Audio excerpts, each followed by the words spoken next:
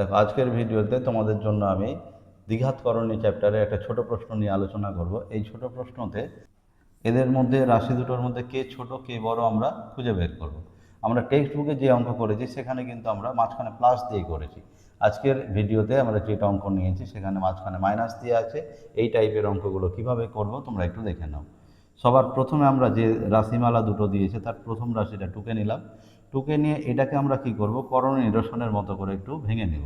দেখো, √12 মাইনাস √11 উপরে, নিচে কিছু নাই মানে 1 আছে।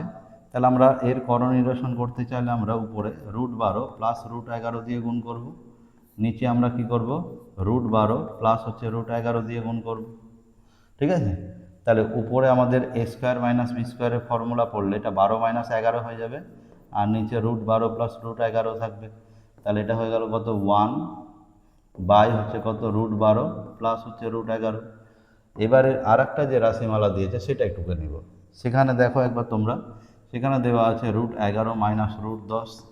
যদি এটাকেও আমরা করণীয় নিরসনের মতো করে ভেঙে নিই, √11 মাইনাস √10 একে আমরা গুণ করব কত, √11 প্লাস √10 দিয়ে। মাইনাস ছিল, আমরা প্লাস 10 দিয়ে আমরা কি করব, উপর নিচে গুণ করে নিব। তাহলে নিচেও তাই গুণ করলাম, √11 প্লাস √10। উপরে যদি আমরা a² মাইনাস b² ফর্মুলা ফেলি তাহলে এটা 11 মাইনাস 10 হবে, আর নিচে 11 √11 প্লাস √10 হবে।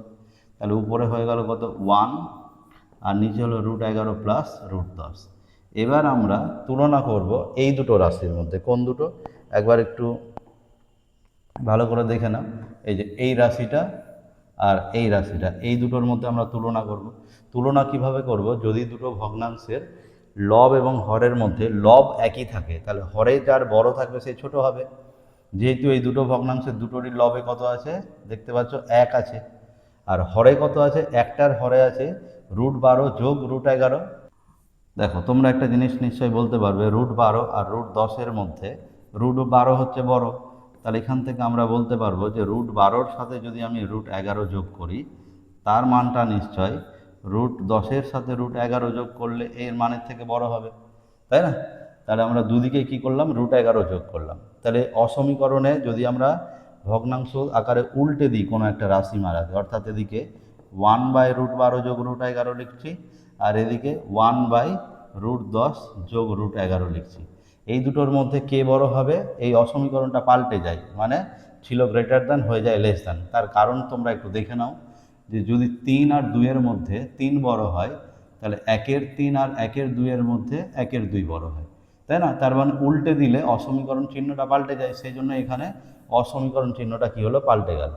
এবার √12 আর √11 এটা পেয়েছিলাম কোথায় থেকে, এটা পেয়েছিলাম হচ্ছে আমরা √12 মাইনাস √11 থেকে, আর √10 √11 এটা পেয়েছিলাম কোথা থেকে, √11 মাইনাস √10 থেকে। তার মধ্যে এই দুটোর মধ্যে কে বড় হলো, তাহলে √11 মাইনাস √10 এই রাশিমালাটার মান বড় হলো। তাহলে এই অঙ্কটা কিন্তু তোমাদের টেস্ট পেপারে তোমরা দেখতে পাবে, খুব ইম্পর্ট্যান্ট একটা অঙ্ক, ভালো করে খাতাতে নোট করে নেবে।